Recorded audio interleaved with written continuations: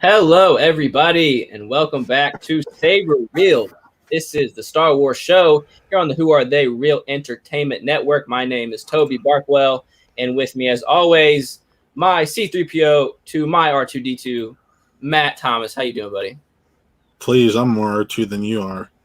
Oh, come on. I mean, R2's the leader. R2's the leader. We know that. R2's the leader. C3PO's the dumb guy who just kind of follows him around, doesn't know what he's doing. That's how I feel about you, Matt. How does that make you feel? Looks like Toby got canceled. That's not nice. How Bring him dare back. you? Now I'm over there. Now I'm back over here. Okay, cool. And with us back once again, my main man, Colin. How you doing, buddy? Great to be back. Fantastic to be here to discuss all things Star Wars and what might be my favorite episode of the Bad Batch so far.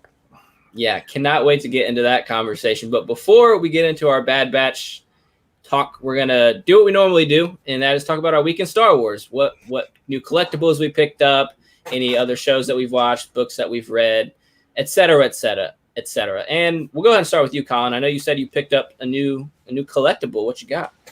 I finally got in a pre-order from a few months ago.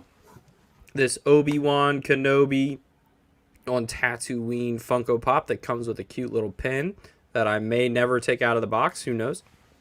There's another little better look at what the figure looks like. Not in any series or anything. That was really cool. It just got the, the old moisture farm back there just chilling.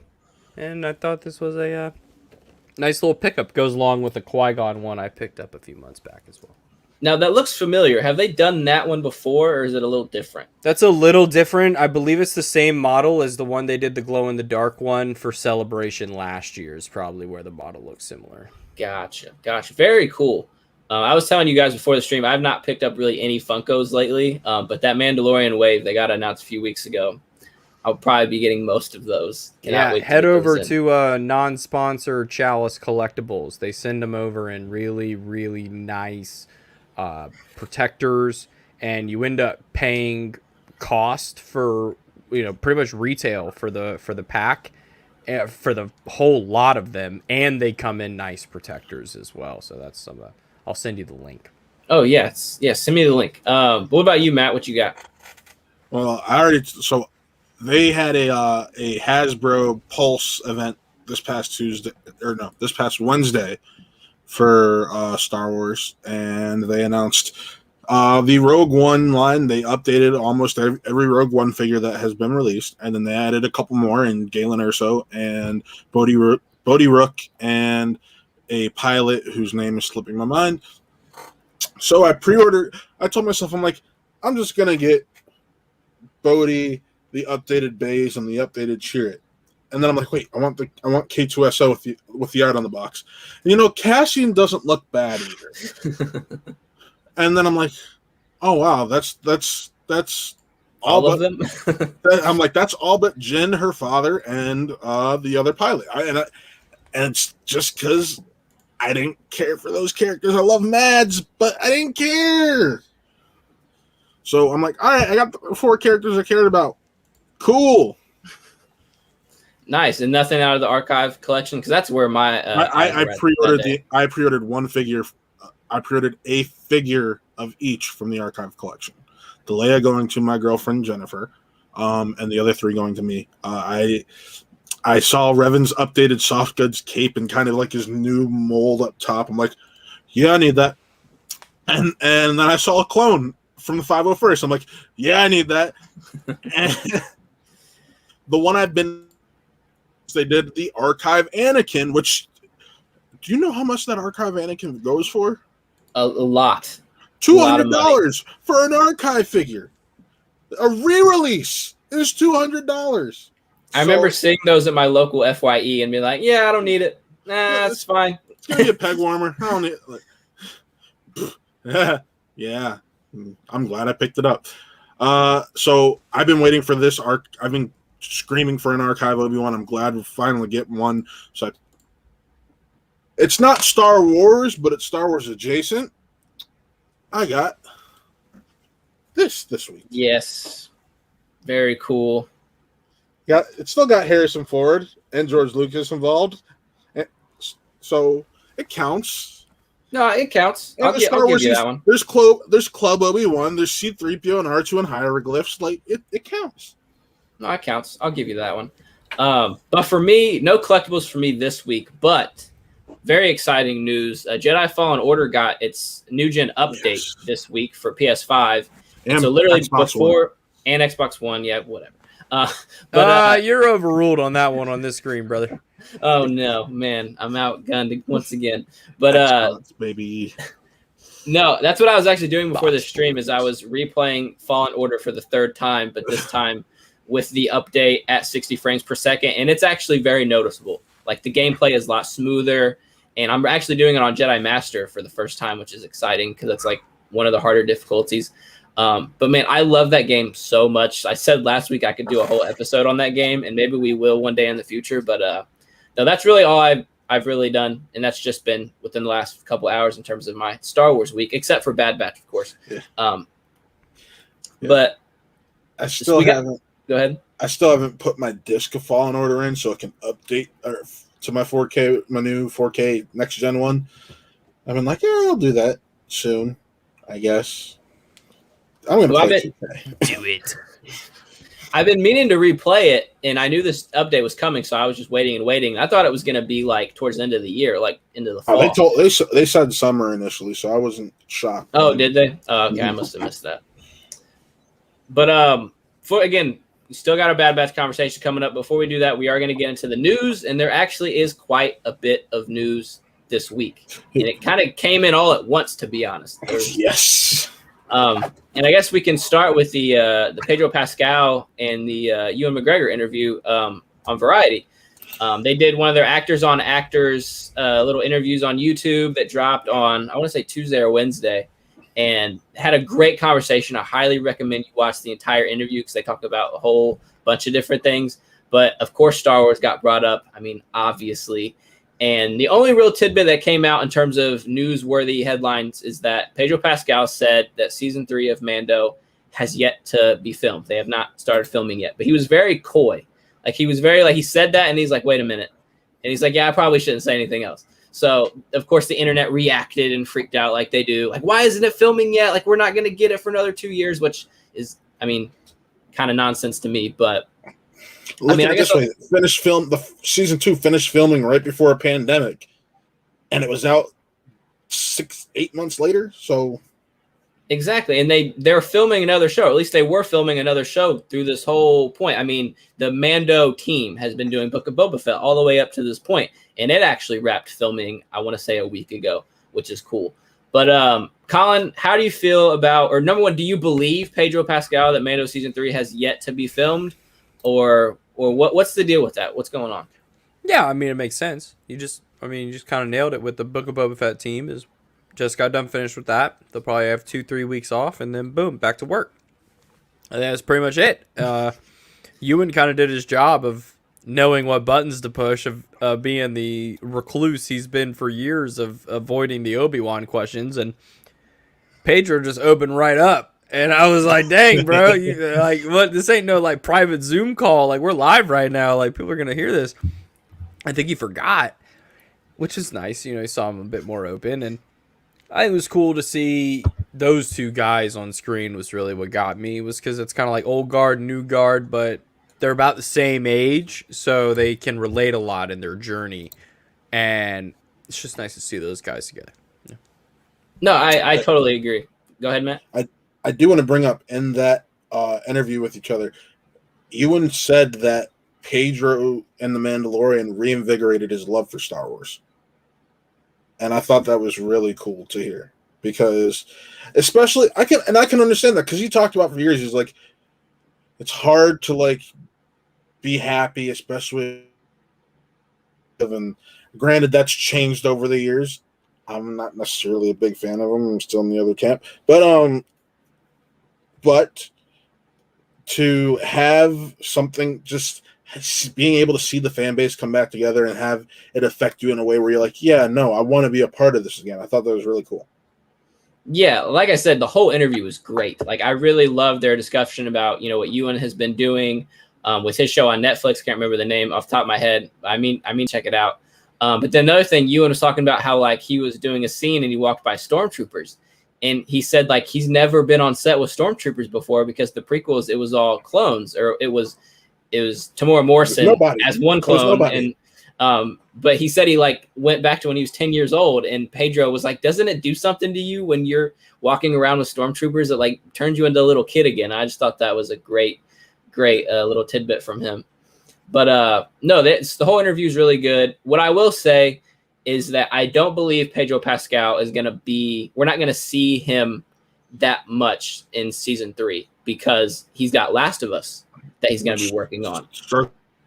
Remember correctly. Yeah, it starts relatively soon, and that takes priority. He did like a priority deal where that's like number 1 for him right now. We saw a lot of Pedro Pascal in season 2, a lot more than we did in season 1 with the helmet off. So I wonder if maybe for season 3, they're going to do something similar to season 1 where he's just going to keep the helmet on, not going to take it off, except for like super important moments that will take like a whole day to film. That way he can still do The Last of Us, which is another property that I'm super stoked about. Like I cannot wait for that miniseries to get rolling. But I think it makes sense because realistically, when you look at everything he does on that show, you only need him for about a week, maybe 2 tops for filming. And we know that his character was still reluctant to take his mask off at the end, and he just did so because it was the child. Mm-hmm. So it makes sense that he's going to go back. Like, I think we'll see it off for major moments going forward, and those are when you have him on set. But especially with The Last of Us taking precedence, it just makes sense for him to just... I'll be there for a week or 2. It's good. Yeah, that's all they really need him for. And yeah, you guys put the 4K camera on me in the ADR booth and put it in your little documentary thing, and we'll all be spit spot. I mean, they did that for the first one. But another thing I want to point out is, and we'll get into a little bit in a second, the Book of Boba Fett wrapping. But I would think that they've probably filmed stuff for season 3 during that production of Book of Boba Fett. Yeah, you think so? Yeah, stuff that doesn't involve him though. If he hasn't done it. Exactly. Yeah. If he hasn't done it. So he might not be lying. He said he hasn't filmed yet. This is now like a Filoni-verse shoot. They could have shot shit for Ahsoka. Who fucking knows? I mean, very well could have. I mean, it makes sense if you have, the volume already set up. You have the actors and actors. Yeah, where's the line producer? Can I talk to the line producer?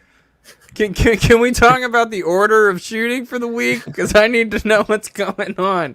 So I feel like they really could. I mean, it has the feeling that all these people are interacting with each other like people did in Lord of the Rings, where like they shot that shit for like 3 straight years, and these people are like, Pedro's kind of the only one that's out doing other stuff. I mean, Giancarlo went out and did The Boys, but I think he filmed The Boys before that, but some other stuff. But this universe is so big, Filoni's gonna be working in that damn void for the volume for the next 10 years of his life. I hope he's got a hammock in there or something. But yeah, like I just said, Book of Boba Fett has wrapped shooting apparently. There was no real like formal announcement, but Ming-Na Wen put on her socials that she got everybody a wrap gift. It was like a little holder for her phone because she said she lost her phone like 30 times while she was filming. So she bought everybody like a little phone lanyard so people don't lose their phone. So I thought that was kind of cool. And it said Book of Boba Fett, and it had a little picture of Fennec Shan, and it said season 1. So it's implied, number 1, that we're going to get more seasons of Book of Boba Fett, which is exciting. What's up, Colin? I don't like that face. No, that's just Ming-Na Wen being over the age of 40 and working in TV for her whole life. We ain't getting 2 seasons of this show. You think so? Realistically, they can, because I wanted to dive into Sure, they can, but are they? Because I don't think that's how like this was kind of presented after... The way that I remember those tweets reading when they first announced the show after the final scene really made it seem like this was going to be like 6 episodes and we're done, which I kind of think is what like Loki's kind of doing. But again, we got that same kind of thing with Mandalorian because it kept calling it a limited series. And that's for your consideration, homeboy. I'm just saying. You know what I mean. Normally limited series is used for something that's just going to run for a season. So I mean, for your consideration for like the awards and stuff, like they probably just said that to cover their bases, type thing. Maybe, but like I'm talking about when Mando was first announced, not later on, because it falls into the drama category and all that now for your consideration. So it's highly possible. We got details that we're going to be doing some time jumping. It's going to be similar. I guess you can argue it's going to be similar to Mando season 1 because we're going to be seeing some of the events that happened in between Empire to the Mandalorian. So we might. So that was what confused me. So I thought we had 2 Grandpa Joe moments with our 2 lead actors where they both kind of had flub ups, and because he said Empire. Jesse, that's 1L. That's 1L, sweetheart. 1L. You don't have to work so hard. Yeah, I have the quote if you want me to read it real quick. Well, he says like it's the Empire Strikes Back, which makes me think like, oh, I didn't know we were going to do that stuff. That makes me think, oh, we're going to piss off some comic book fans. Well, here is the quote. He was doing an interview with somebody, I don't remember who, but this was kind probably of the Kiwi thing. Weekly down in New Zealand. Right. But he said, quote, "Well, we can't say too much, but we're going to see his past, where he's been since The Empire Strikes Back. Somebody pointed out he's been kind of stuck in this one place, and now's the time to actually go back in time and check out his journey and find out more about him." Now, the comics right now are covering what happens to Boba Fett immediately after The Empire Strikes Back. So I wonder if he was just being an old man and he's actually talking about Return of the Jedi. Which is what I Question. Yes, Colin. Question me. Yes, person. So I was in my local comic book store. Shout out to Captain's Comics in Charleston, South Carolina. Been there since I was 6 years old. The Bounty Hunter Wars that's going on right now. Yeah, give me one episode of backstory where we like see the fucking Bounty Hunters Thunderdome. Give me that shit. Give me 20 minutes of that throughout an episode. Sort of. You can even sort of do it like Cobra Kai did the throwback episode to Vietnam, right? And with Kreese, sort of like that, where he throws back, and it's gonna be a moment where and this is just me pontificating, where Boba Fett's gonna have to like rely on Finnick, where he's going to make a mistake because he goes out and does something because he feels like he doesn't need her. And then we're going to go to these flashbacks and we're going to see him have to work with people who he doesn't think he can work with. It could be an IG-88. How sick would it seem to be a reversal of Din Djarin in IG-11 in episode 1 of episode 1 of this show to see Boba Fett working with IG-88? I think that would be beautiful. I think that's the kind of stuff that Filoni and Rodriguez are like, oh ho ho ho, we got some shit for you boys. And I'm like, yeah, you do. Give it to me now. No, I would not be opposed to that at all. But personally, I don't know if they're going to touch the comics that are being released right now with a 10-foot pole. They've already they have already said Andor will, so I'm not shocked, and I won't be shocked. Bad Batch just did. Mm-hmm. Well, I mean, they're literally releasing these comics as we speak, right? I don't know if they're still being illustrated or being written right now. At the same time, they're still involved with the story group. So the story group will probably be like, well, they're planning on, let's take this and use this and this. Basically, folks, what we're saying is go buy these Bounty Hunter Wars comics right now. I bet they're $15 a pop, probably 300% up retail. Go get them now before they're $75. And the story in Book of Boba Fett is Bounty Hunter Wars. You're welcome. That's your straight cash homie this week from me, and that's your come up. You're all welcome. Just due to time concerns, we're not going to talk about this in depth, but Kira popped up in the first issue of that run. So that's a whole other thing we could get into maybe on another show, but that's very exciting. And I actually do plan on checking that comic out eventually.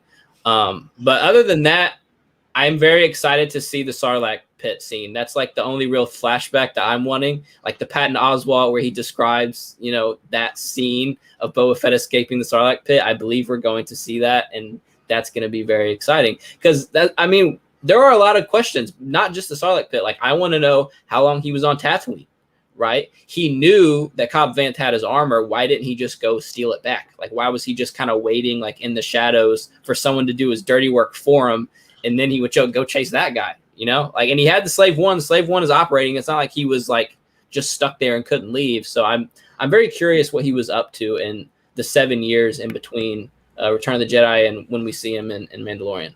I don't think he's going to have it. You don't think so? I think Slave One's going to be gotten, and I think between the time that we see him in that scene in Season 2 of The Mandalorian, he will have reacquired Slave One. I don't think he's going to have had it the whole time. I think someone's going to have taken it, like Unkar Plot sold it to the Duquesne brothers who sold it to whatever. And it's going to be that kind of thing where we're going to have to see him get it back, which I think is going to be kind of cool. We wanted to kind of see what Boba Fett's been up to. But are we going to see young Daniel Logan, or are we going to see a de-aged Tamora Morrison? That's the thing, man, is they could go either way, and I don't think I would be opposed to either choice. Personally, I think I would just want to see a de-aged Tamora Morrison.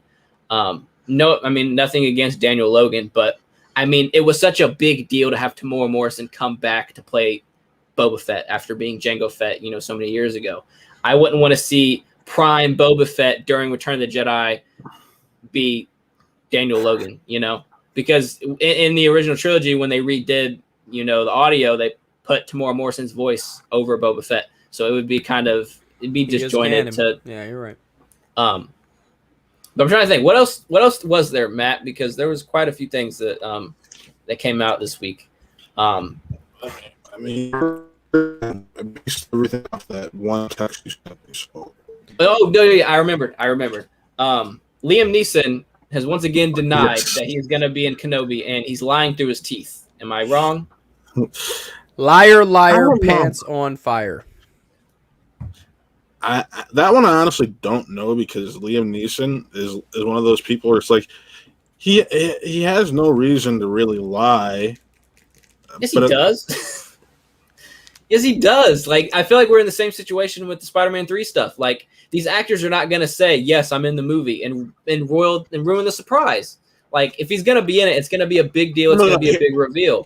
Here's what I said he's not going to. I didn't. He himself will not. He may not be physically appearing in it, because we know that Qui-Gon never mastered the art.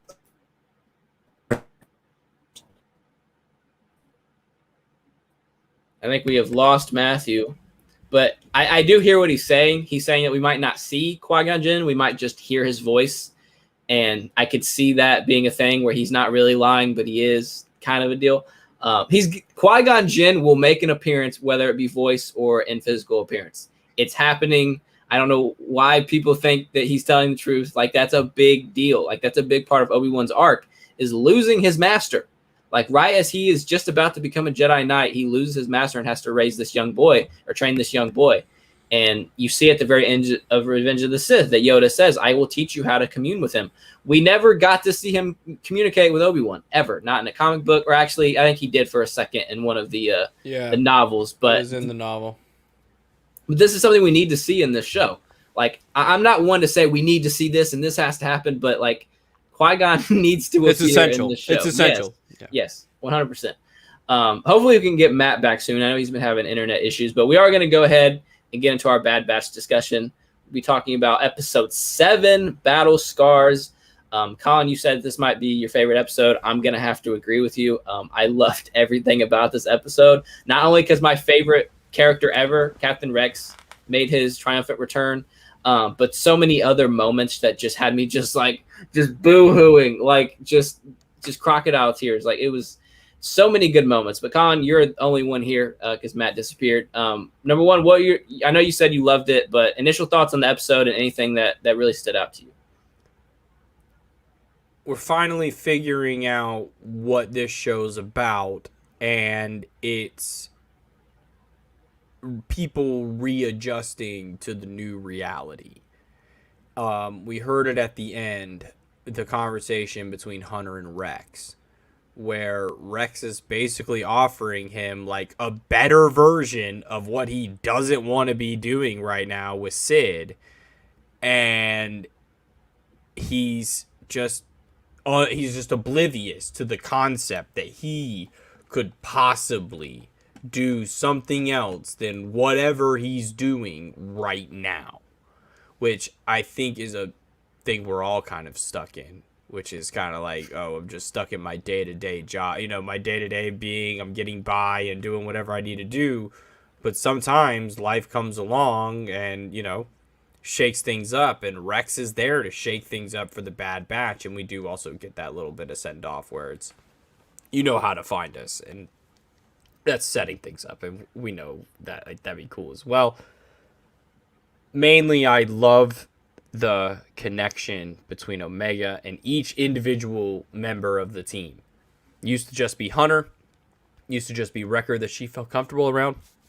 Now it's everyone, and that is so big because I feel like it took forever for Ahsoka to really have that with everyone else around her because the show didn't really allow for her to get close to people because she was still trying to mature. But Omega's getting that chance. No, start with your first point. This has been an overall theme throughout the first 7 episodes is that like the Bad Batch have been these employees to this republic. They've been soldiers. They've known nothing else. Right. And now they're all of a sudden just like all of their benefits have been taken away. All of their money has been taken away. Their little no more dental for you.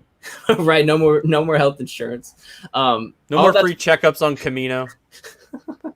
No more free Mantel mix. All of that has been taken away. And now they're just kind of looking around like, well, now what do we do? And we saw a couple episodes ago that they got to start working these jobs to make ends meet, to be able to provide for themselves. And for Omega, they now have basically a daughter that they have to raise together.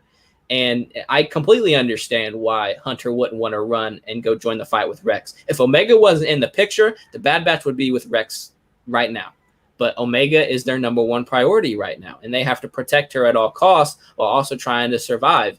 And I don't think, going off to continue to fight this war with old buddy Rex is going to be the safest environment for Omega. And so I understand his conflict in that moment of like, man, I really want to go fight with my buddy, but I got a kid now. I got to protect this kid. And then also, like you said, Omega's relationship with all the Bad Batch just continues to flourish every single episode, but specifically with Wrecker here, right? I mean, we might as well get into it. Wrecker finally snaps. His chip goes off. Yeah. Hey, Rex, shut the fuck up. Maybe don't say the fucking safe word. You dumbass. I literally hollered at 8 o'clock in the morning, Rex, shut the fuck up. And he said order 66 like he knew it wasn't some fucking thing. Right. And lo and behold, 5 seconds later, Rex is like, you're not stabbing me with that. Like 5-year-old Colin was not like, you're not putting that needle in me, doctor. No way. And Wrecker was like, you're not stabbing me with that thing, Tech. And went full-blown T-1000 on his ass. And that was what we've been waiting for. I was mainly more satisfied that we did not beat around the bush anymore. Mm-hmm. I was so sick of, Wrecker hit his head. Wrecker hit his head. Hey, did you notice that Wrecker almost hit his head when he, spelunky jumped, down with the thing? Like, he almost hit his head again, but he didn't. It's like, oh, my God. But now that we can finally move past the headache arc of this show, I'm excited to see, the choice that Hunter's going to have to look around and realize he might not be working for the people that he wants to be working for. And I'm anxious to see him find the opportunity to, even though it's going to seem like he's working for the bad guys, he's working for the good guys. Yeah, man. And I mean, just number one, we should get into it. The mystery character from last episode was Captain Rex. We were all wrong. We all said Bale, or I think maybe Matt did say that. Matt was right. Matt right. Will come back with shitty internet just to tell us that he said Rex.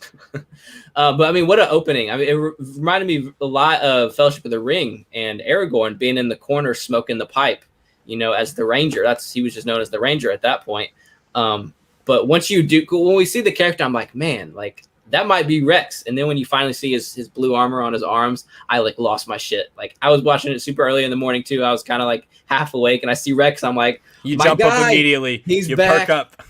And I mean, his opening was so great because he's catching up with the Bad Batch and like kind of, reminiscing about what he's been doing. And then, Wrecker starts complaining about his head and he backs up. Puts the hand on the gun. He puts Omega behind him. He gets his blaster out. I was like, oh shit, like this is serious. Insert do like insert tumble wheel rolling by, like it turned into a straight shootout. Yeah, and then we go to Braca. So nice to see Braca once again. Speaking of Jedi Fallen Order, get to go to Braca. We see all the downed starships and Venators. Looked very similar to what we saw in Fallen Order. Now, obviously, Fallen Order takes place like 5 years down the road, but you're already starting to see like this planet just become this just giant, just trash can of starships. But they do have to end up breaking into one of those Star Destroyers to get to the medical bay to take the chip out of Wrecker. No, Matt, now that you're back, actually, you're still pretty frozen. So maybe you can just real quick, just initial thoughts on the episode and anything that really stuck out to you. I enjoyed it.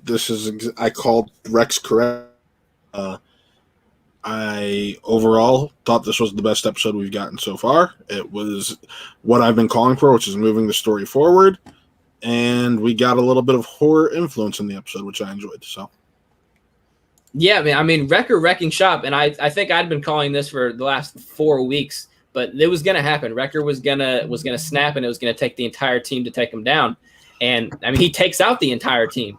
Like Omega is the last one that's just kind of like, please, you're my friend. Like don't do this. And then Rex is able to stun him and finally finish this issue that's been going on for a while. And Colin, I second what you said, that I really did not want this to go on any longer. It had been hinted at. In the third episode, or actually the second episode is when they crash on that moon. Mm-hmm.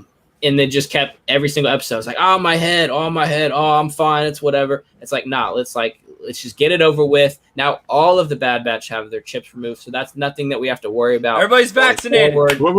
Yeah. Are they though? Because we see that Tech, Tech had his. I know. Tech had a patch. I'm talking about for Hunter. I didn't see any shaved head. No. It's under his headband. It's definitely under his headband. They didn't want to make a new model. Yes. I understand the animation thing. It's under his headband. Yeah, they would not choose to just not take the chip out of their leader. I don't think that would be a wise choice. So what I'm getting at is I think they had just finished on Tech, and we're going to see in this next episode that Hunter's about to start, because the way the episode ended, it looks like they're about to get interrupted. Mm-hmm. Yep. The Scrappers Guild called the Popo on him. The Empire's coming. We haven't seen Crosshair in a minute, but we're definitely going to see Crosshair. Dude, why would you guys call the cops? Like, you guys are, like, not, within regulations. So I don't understand, like, let's call the Empire. Unless they know that there's a bounty out for them and they want to get the money, which that's probably more of what it is. Well, my headcanon is that, like, Scrapper Guild probably gets paid just pennies. Like, they don't get paid anything that they're worth. And so they're thinking maybe if they call the Empire on the Bad Batch, they might get a little bump in their raids or get some vacation time or something. I imagine they'll get some sort of benefit, for being the snitches. But I'm going to throw it to you guys. We did not see a little Cal running around in this episode. Do you think there is a possibility of seeing Cal Kestis pop up in the next episode? No. Okay, very good. I kind of hope we do. Just, he doesn't even have to say anything, but just see some little redhead kid running around. You can be like, that's Cal. We're not going to get to this. It would have to be he doesn't like land directly on Braca, though, does he? No, he's not there for at least another 2 or 3 years. No, I was pretty confident that Jaro, DePaul, and Cal Kestis were in orbit of Braca, and they were about to land on Braca when Order 66 happens. And then Jaro and Cal get to the escape pod right before Jaro dies. He gives him his lightsaber and says, go to Braca. And so I thought it was heavily implied that he gets in the escape pod and immediately lands on Braca, and he's been on Braca ever since. That's what I picked up, but I could be wrong. In the 5 years following the rise of the Galactic Empire, Kestis went into hiding to escape the Purge. He found work on Braca by joining the Scrapper Guild as a rigger. So, yeah, he's in the Scrapper Guild. There you go. So there's a chance that we could see him. I think it would be kind of cool. So you're saying there's a chance? There's a chance. There's some percentage of a possibility. The But Matt, me and Colin were talking about while you were gone about the relationship that the Omega continues to build with the Bad Batch, but specifically Wrecker this episode. Like Wrecker's apology to Omega after he gets his chip taken out about how like I couldn't help myself. Like I'm so sorry, and you could just see him tearing up. Like that was just again tears. Like I was so moved by that scene. And then they eat the Mantel mix. Out for you also, Colin? Like it was so good. What's up? Huh? I was saying, did Toby come in and out for you also, or no? No. Okay, it was just me then. Cool. Maybe turn your video off and just let it run audio. See if the video's too much. See, it's going 150 megabytes now. So who knows? Yeah. But anyway, did you hear what I said? Yeah. No, I understood what you said for the most part.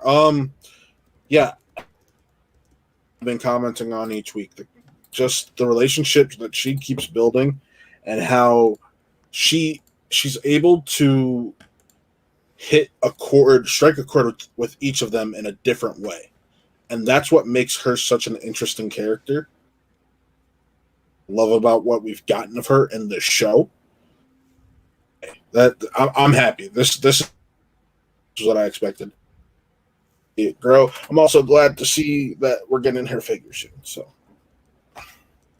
yeah, her Funko's on the way. It'll be here in July. Yeah, I have seen that going around that they're finding Omega Funkos in various Targets and Walmarts. So that's one I definitely Targets only. Is it a Target exclusive? Oh, okay, there we go. I don't have any Targets near me. God damn it, Matt! You might find an extra one. I got you. There you go. See, this is why we do this. This is why we have friends who collect, help each other out. But no, another moment to me, again, talking about Omega and Wrecker's relationship, is that Wrecker is still under after his surgery, and Rex is like, hey, Hunter, just take her up top. Let's get her some fresh air. And she's like, no, I'm not leaving. And she pulls up a chair and she sits right in front of Wrecker until he wakes up. Yeah, tries to treat her like a kid. Yeah, I mean, you're right. You are correct. And in that moment, I think Rex was looking at her as a child in that moment. She's like, no, like I'm staying with my friend until he wakes up. And so I talk about it every week about how Omega just continues to grow in my heart. And she's just so great. Like she's so well written, right? And she's growing up so fast. Like we've talked about how she's coming into her own as a member of the team. She's given tasks. We didn't really see much of that this week. But we got to stop looking at her as a kid. I know she keeps having these innocent moments, but like Omega's going to get into trouble, and it's going to be hard to watch, as we're watching her grow up. But the team's got to know, like, no, she can handle her own. Like she can stand up for herself. Right. But trying to think what else, anything you guys just throw it to you, anything else that stood out? I'm at a loss for once. Matt, I don't know what to say for once. I don't know where this show is going outside of this Crosshair storyline. So we've been talking about Omega a lot. Omega. And like, what is the Omega endgame? I think that we still don't really know. It has not been confirmed. They keep saying that she is a clone. She's a clone. She's a clone. They have not confirmed who she is a clone of. I think that's one very important thing that we haven't gotten. She's got a yet. British accent like Ray. No, she doesn't. She's got a New Zealand accent. She's New Zealand. I've been doing my Kiwi. You're right. I mean, yeah, it's very heavily implied that she is a clone of Jango Fett, but it's not been confirmed. So if it's not been confirmed, she looks enough like a female version of the clones. Yeah, for sure. But there's still so much mystery to her. Oh yeah, like that's no secret. So there's still so much we need to learn about her. Because even Rex asked, like, what's with the kid? Well, then what's and like a Hunter satisfying end game? Then that's a better question. What's a satisfying end for this story? See, that I don't know. That gets into like I want to see Omega in clone armor. That's what I've been saying. That's what I'm saying for 3 weeks. Is I think at the end of this season, she has her weapon, right? Like she's learning how to become a member of the team. She's the sniper now. Yeah, I mean, yeah, essentially. I mean, unless they turn Crosshair back, which, I mean, I think they're probably going to. Takes the flip of a switch. You can put him in that machine, flip it down, and then take it out. He's still kind of a dick, though, right? Yeah, he's still naturally kind of a dick, but that's just who he is. It would be interesting though if they do get Crosshair back. Like Crosshair and Omega's relationship is going to be kind of awkward there for a little while. Because I don't know if it'll be awkward, but I think it's a way to continue her building relationships with someone. And it'll give you another 3 episodes of B story. Good call, Matt. No, what I think is going to happen, to be honest, and this would be almost too predictable, but Crosshair is going to get redeemed. They're going to get the chip out, and then they're going to have to escape Kamino again, and he's going to sacrifice himself. That way, I was thinking that, but I'm hoping that doesn't happen. No, because that's too predictable. I don't think I would like that too much, but I mean, remains to be seen. We still have, again, a lot of episodes to come. 9 episodes left. We're not even halfway there. Yeah, and I mean, I know one thing we haven't really talked about is that Bad Batch is still working for Sid. I don't think that's going to be happening too much longer. I think Hunter is going to realize, like, hey, we can do so much more as a group to help people. Right now, we're only really helping ourselves because that's all we can do right now. But after his talk with Trace and Rafa last week, and after his talk with Rex this week, I think they're going to realize very quickly that, hey, we have these skills that can add some value to people's situations all over the galaxy, right? I mean, we've talked about the seeds of the rebellion already being, kind of put into place. We're still a ways away from an organized rebellion, but I see the Bad Batch maybe joining up with Rex. I mean, they even say at the end of the episode, like, hey, Rex, if you're ever in a bind, you know how to get a hold of us. That's telling me that at the end of the season, Rex is going to get on the phone and be like, hey, Hunter, like, I'm in a bind, come help. And then they're going to have to go help him out. But what do you guys think? Do you think that that's pretty much a guarantee that we're going to see Rex again? Yeah, without a doubt. Season finale, the episode before the season finale, you're going to see him again. I think next episode we do get Fennec back because they're about to go up against the Scrapper Guild and the Empire. What better way? And if I remember correctly, we see her kind of being recruited by them in a trailer. Yeah, sort of. So it would make sense that this would be it. She ends up going there after them, and yeah, I mean that would suck for the Bad Batch to have the Empire and your old pal Crosshair on one side, and then Fennec on the other side as they're trying to escape Raqqa. That would be a problem. But I honestly don't think we're going to see Fennec next episode. I think we're going to wait a little bit longer till she comes back. Because I mean, how's she going to know where they are, right? Like the Scrapper Guild got a hold of the Empire to come get the Bad Batch, not to come get Omega. So because the Bad Batch didn't follow orders, so they got to be turned in. Omega's just kind of there with them.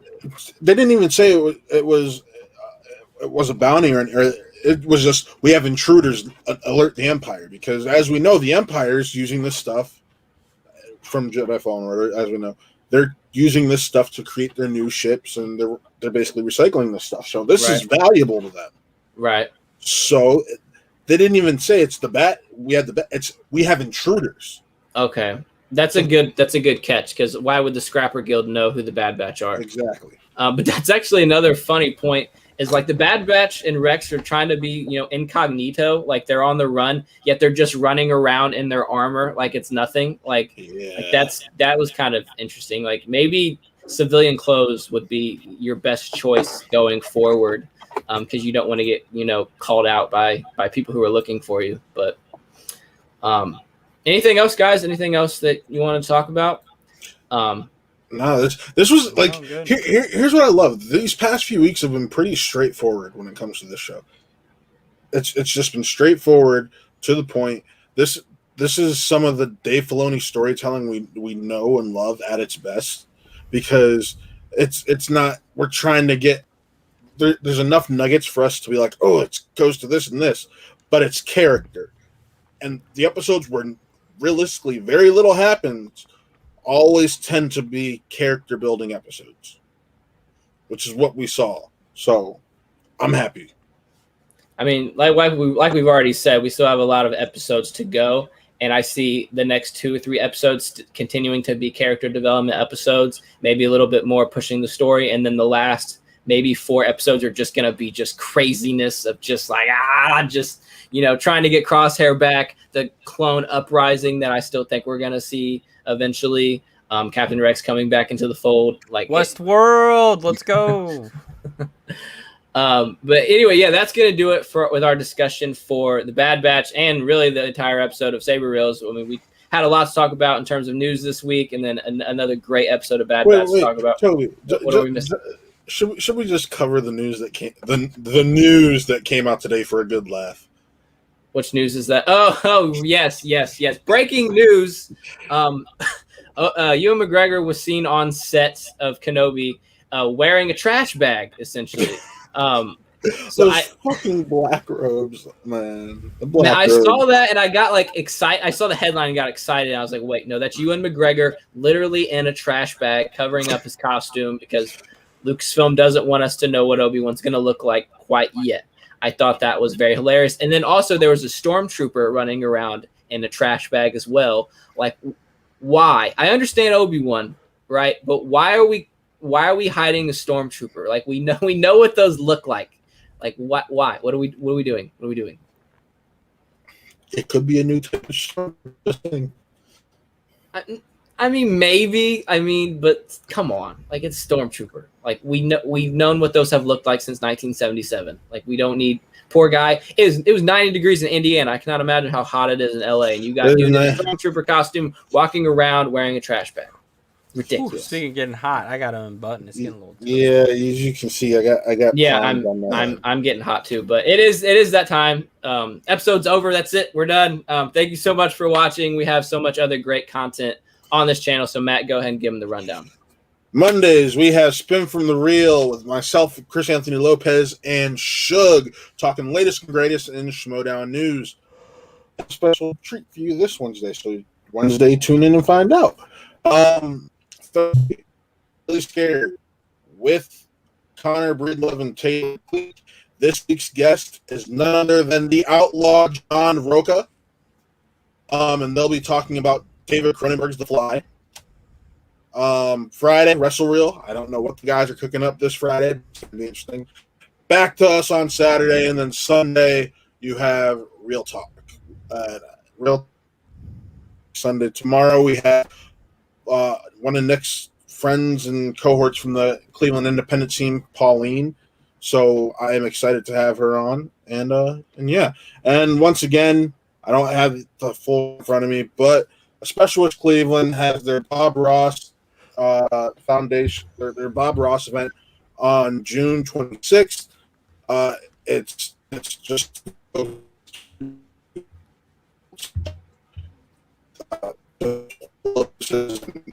it's just trying to give them a good memory in case something wrong or something were to go wrong, or the unfortunate disease takes their life. So you can donate at bushcleveland.org, and if you donate, you can put in a little note that the guys were Lot Real Entertainment. So, and hey, Matt, you were cutting out big time there. I have no idea. That was my bad. I should not have given you the. Yeah. If you have any questions about any of our programming, just hit up Watt Entertainment on Twitter. Like the video, subscribe to the channel. We're going to be celebrating 250 subscribers here in the next couple of weeks. We're very excited for that video. June 26th. Thank you guys for subscribing, obviously. And we're continuing to grow this thing, continuing to develop content for you guys. I keep saying we are in our infancy stage. We still have a lot of growing to do. We still have a lot of learning to do. And we hope that you'll come along on the ride with us. So like I said, please like the video, subscribe to the channel, watch all our other stuff. Like us on Twitter, follow us on Twitter. All of the likes, all of the follows, please. It'd be greatly appreciated. Colin, thank you once again for being on the show. Really appreciate it. Can't wait to have you on again in the future. Matt, thank you for co-hosting the show with me as always. Please fix your Wi-Fi next episode. My name is Toby Barco. Thank you for watching, and may the force be with you always. Blah, blah, blah, blah, blah. Beep, bop, boop, bop, beep.